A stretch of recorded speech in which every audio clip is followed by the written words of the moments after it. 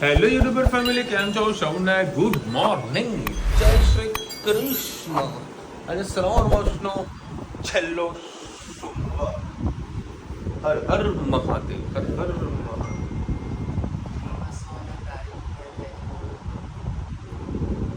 Mummy બધું કંઈક list બનાવી રહી છે. સૂજી, ચોળા નાના, ચોળા મોટા, સરસ મજાના લિસ્ટ બનાવી રહી છે. હા, અને બે ભંગુડે હજુ ઊંઘી રહ્યા છે. ઉઠ્યા નહીં, 9 વાગી ગયા અને હું લગભગ 8:20 ઉઠ્યો છું. શનિવારે રાત્રે 2 વાગે ઊંઘ્યો. કાલે 1-1:30 વાગી ગયો તો ઊંઘતા 1-2 વાગી જાય. અને સવારે વળી બરાબરની આમ આવી હતી, પણ ઉઠવું પડે એવું હતું. હવે નક્કી કર્યું 1 તારીખથી વળી વહેલાસર નીકળવું છે અમદાવાદ જવા માટે, કારણ કે પહોંચી નથી વળાતું. પહોંચી નહીં વળાતું. અને હજુ રસ્તા પર દર્શન કરવાની ઘણી ઈચ્છા છે. મશિયા મહાદેવ જવું. આ મમ્મીને ગોળ ચડાવવાનું છે, એ જોઈએ છે. બીજા લોકો જોડે ગાડીમાં બેઠા હોય, કારણ કે અમુકને સરકારી નોકરી હોય, પણ લેટ ના થતું હોય તો એ દર્શન કરવા માટે જઈશું. મને ઈચ્છા તો ઘણી બધી છે. એટલે હાલ ટિફિન પેક થઈ ગયું છે. સેવ ટામેટાનું શાક, કારણ કે મેં વળી ચોળીની ના પાડી હતી કે ચોળી મારે નહીં ખાવી. એટલે સારું છે, ચોળી મારા નસીબમાં નહીં આવી. ચલો ભાઈ, અત્યારે અમે લોકો આવી ગયા છે મશિયા મહાદેવ. અને આજે તો ખરેખર બહુ પબ્લિક વધારે લાગી રહી છે. અને અત્યારે નાનો મોટો મેળો પણ હોય છે અહીંયા આગળ. ને મમ્મીને પેલી બાધા મેં રાખી હતી, જે પેલા મસાનો પ્રોબ્લેમ થઈ હતી ને, તો અહીંયા આગળ ગોળની પણ એક માન્યતા છે પ્રસાદી માટેની, તો એ પણ આપણે પ્રસાદી લઈશું. ચલો ભાઈ, આપણે ગોળ લઈ લીધો છે. આ છે મંદિરનું પરિસર. અને એનું જે શિવલિંગ છે ને, એ આપણે જે મસા થયા હોય ને કરી દેવાનું છે. ચલો દર્શન કરું. જો તમને ઝૂમ કરીને બતાવો. લો મારા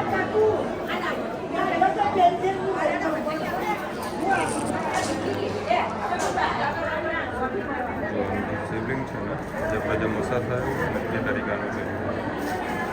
લાઈટના કરંટ આવશે ફોટો.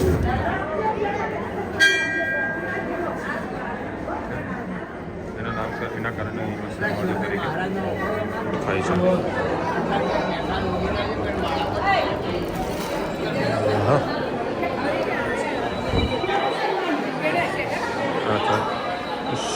મહાદેવ.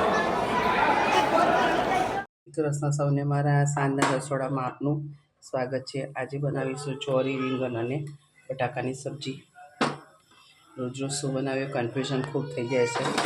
1 મિનિટ. એના અંદર ટામેટાં, લીલા મરચાં અને લસણ નાખેલું છે.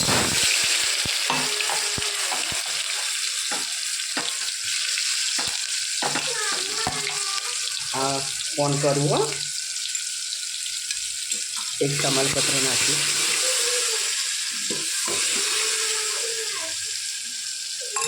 સાથે સાથે આપણે મસાલા પણ કરી દઈએ. હિંગ, હળદર, લાલ મરચું, ગરમ મસાલો, ધાણા જીરું, સ્વાદ અનુસાર મીઠું. સરસ રીતે આપણે મિક્સ કરી લઈએ. હા કરવું હોય હવે શાક નાખી દઈએ.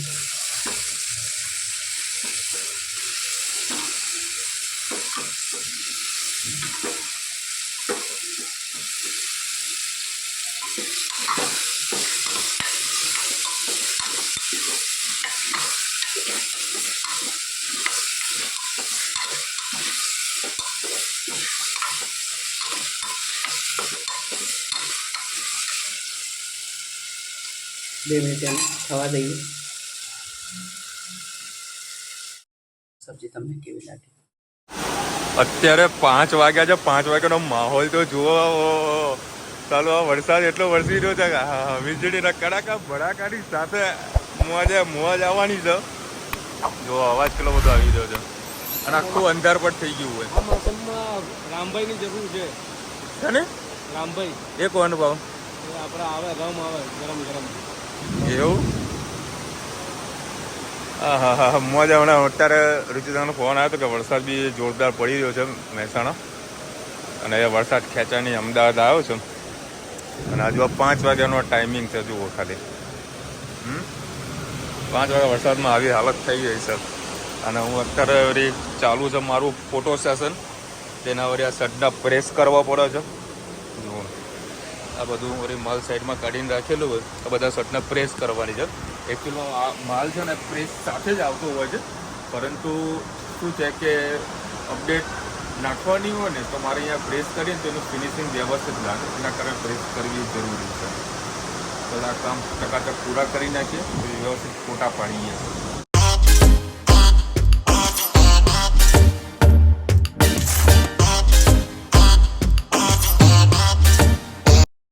જય શ્રી કૃષ્ણ સૌને. મારા શાનદાર રસોડામાં આપનું સ્વાગત છે. આજે બનાવીશું આલુ પરોઠા. તેની મસાલો કેવી રીતે બને તે રેસીપી તમારી સાથે શેર કરું. એક જ પરી જેવું તેલ નાખ્યું છે, જીરું થઈ ગયું છે, મેં ગેસ બંધ કરી દીધો છે. ખાલી આપણે મસાલો આલુ પરોઠા આપણે મસાલો થોડો સોટે કરીએ. ગેસને પાછો ચાલુ કરું. ખાલી મસાલો આપણે શેકવાનો જ છે.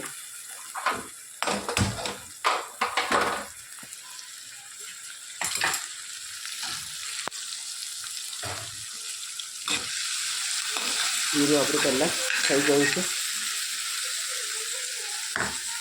સાથે સાથે ધાણા, કઢી લીમડો નાખવું, સેજ કસૂરી મેથી,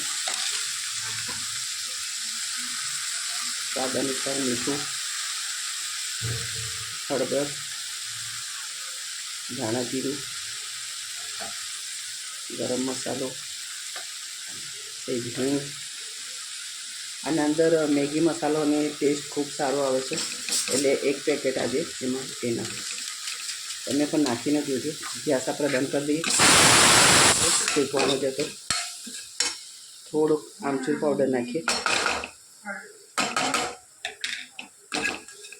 મસાલો આપણે સરસ બધું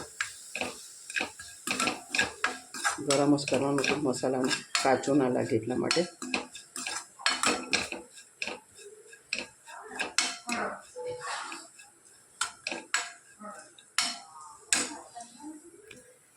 હવે આપણે ગેસ ઉપરથી નીચે ઉતારી શાંતિથી લઈશું. આપણે બટાકા મિક્સ કરીશું. એ ભગવાન, બટાકા મેં બોઇલ કરી રાખ્યા તેને ક્રશ મિક્સ કરી લીધું, છૂંદો કરી લીધા છે.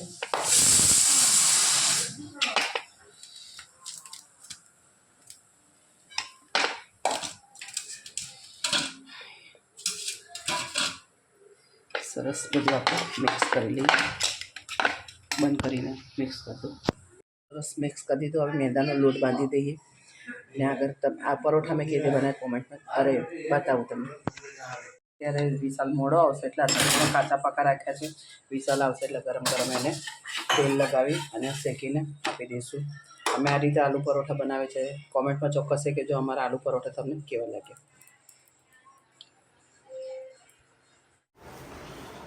ચલો ભાઈ 10 વાગ્યા છે. તેની બેંક કે પપ્પા નીચે તે પેડો લેતા આવો. હા, ખાતી નહીં હો. શું કરું? મંગાવ ના ના, હમણાં લાવું. ના આપું? હા જા હે શાંતિથી. અને આજે વળી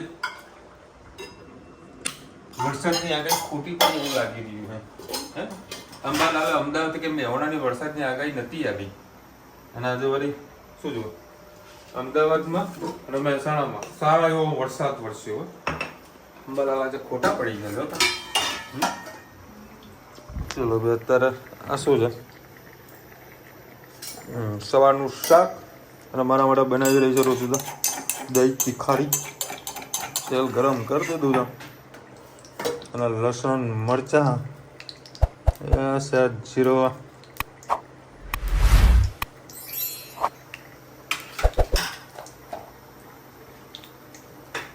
ધાણા જોઈને મસ્ત દહીં તીખારી બની જાય અમારી. દહીં તીખારી કે દહીંનું રાયતું? ના, રાયતું. દહીંની કઢી તો આખી અલગ જ હતી. પેલી કઢી તો અલગ જ હતી, બરાબર. પેલું રાયતું નામ થોડું ચેન્જ કરી નાખો એટલે રૂપિયા મળે. મસ્ત ચેરું ગરમ થઈ ગયું છે. આ બંધ કરી દઉં ને? હા.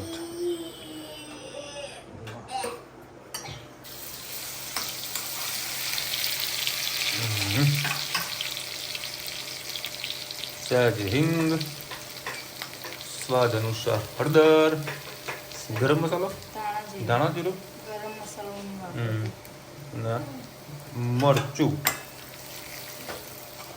મસ્ત સોદો થઈ જાય એના પર ધાણાનો વઘાર. આહા આહા, ધાણાનો વઘાર થયો તો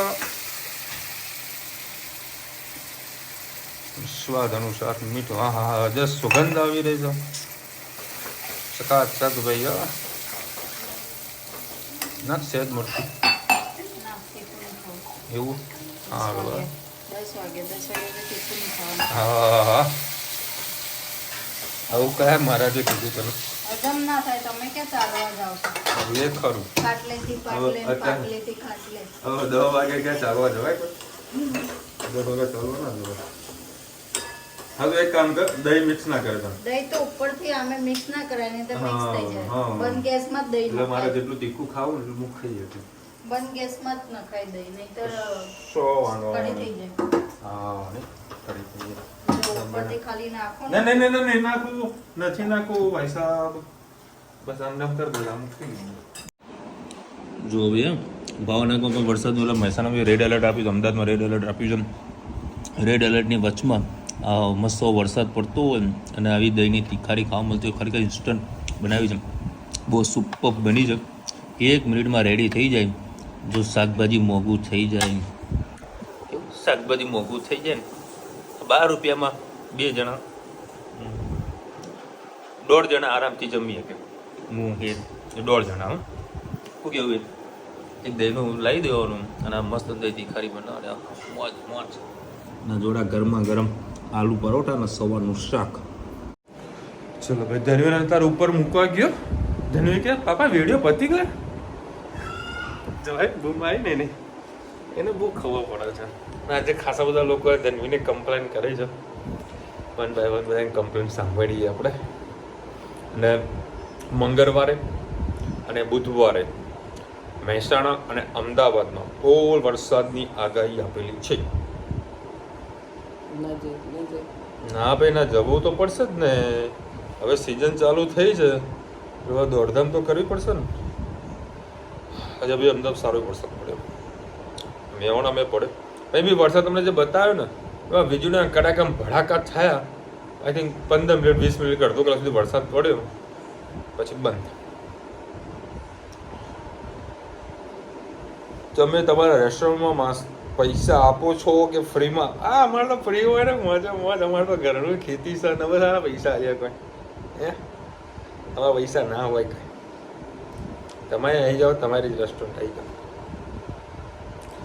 મહેસાણામાં કઈ બાજુ સોસાયટીમાં રહું છું? ટીબી રોડ પાસે ગુટલક વિલા બંગલોઝ. કેટલી ડેટ સુધી છે એ આઈડિયા નથી. એ એક્સપોમાં એનું કંઈ લાસ્ટનું કોઈ બોર્ડ નહોતું મારી ભાઈ 18 તારીખ સુધી છે.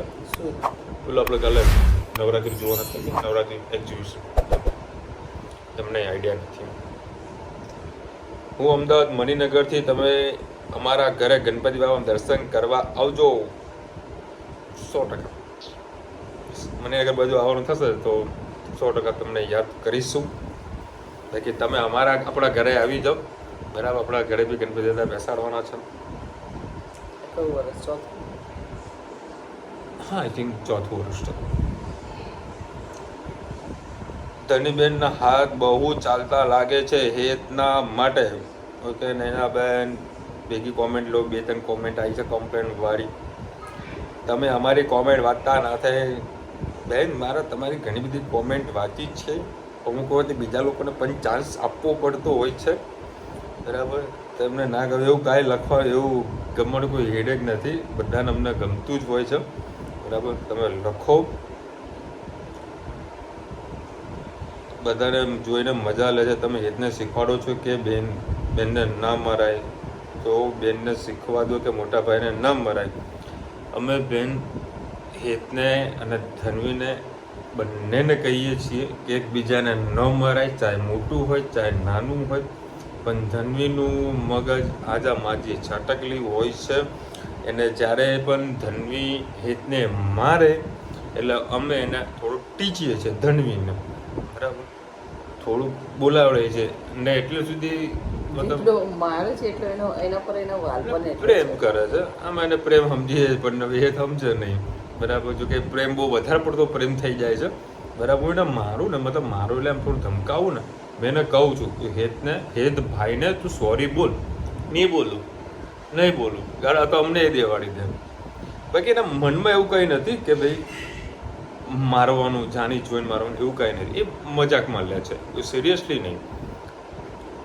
સિરિયસલી લે તો અમને કે ખબર. અમે એની જે ખોટી જે આદત છે અમે સુધારવાનો પૂરેપૂરો પ્રયત્ન કરીએ જ છીએ. તો મને થોડી અમને મજા આવે પછી એ તમને ખૂબ મજા આવે. પરિવાર છે નહીં યાર, પરિવારમાં ભાઈ બહેનો બાજશે નહીં તો કે પાડોશી જોડે બાજવા જશે. આ પ્રેમ છે, ઉંમર છે, એનો લાવો એને પણ લેવા દો, અમને પણ લેવા દો. અને ઘણા સબસ્ક્રાઈબરને ઘણા વ્યુઅર્સને આપણને ગમે છે બરાબર, એ મજા તમે લઈ લો. તો ગાયત્રી મેં લખી રહ્યા છે ખબેડી એટલે શું? ખબેડી એક એવું પ્રાણી છે, પ્રાણી કહેવાય ને એને શું કહેવાય? અરે જીવ જંતુ છે, સોરી પ્રાણી નહીં. ખબેડી એક એવું જીવ જંતુ છે બરાબર. મોટાભાગની મહિલાઓ એનાથી ડરતી હોય છે. એનું નામ છે ગરોળી બરાબર. એનું નામ અમે લોકોએ પાડ્યું છે ખબેડી. ધન્વીની બહેનપણી પણ છે અને ડરે પણ છે. જ્યારે ધન્વી વધારે પડતી કોઈ જીદ કરે કાં તો એને ઊંઘાડવાની હોય તો અમે એને કહીએ જલ્દી હોઈ જા ખબેડી આવી, અમે આવું કહીએ બરાબર. એટલે તરસ સૂઈ જાય. અને અમુક ટાઈમે અમે ચાલતા સોસાયટી નીકળતા હોઈએ ને અને ક્યાંક ખબેડી કે દિવાલ પર લટકતી જોવો ને, પપ્પા ખબેડી. અને ખબેડીને ખવડાવવાનું બી ખરા.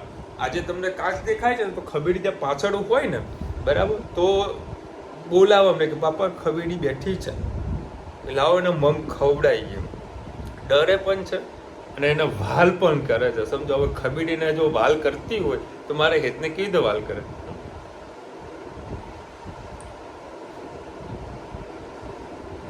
ગાયત્રીબેન એનું નામ ખબેડી છે. અને ધન્વીનું તમે ઘણું બધું કહેતા હોઈએ છીએ. અને કાલે રાત્રે હું 1-1:30 વાગે ઊંઘ્યો હતો. એડિટિંગ બધું કમ્પ્લીટ પતાવ્યું નહીં કે પાછું મારે વિડીયોને એડિટિંગ કરવા બેસવું પડ્યું હતું.